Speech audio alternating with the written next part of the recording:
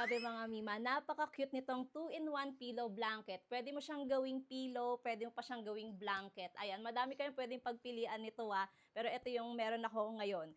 Meron siyang zipper kasi dito mo bubuksan and makikita yung blanket. Ayan. Ang ganda ng kulay nito, dark pink.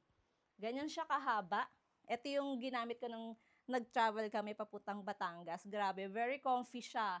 Ayan yung texture niya mga Mimo. Sobrang lambot nito Ang ganda. 'Di ba? Ito yung parang may pagka-peach, peach pink siya.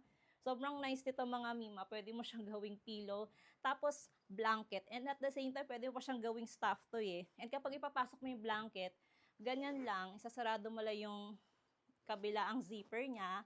And then, ipapasok mo na sa loob.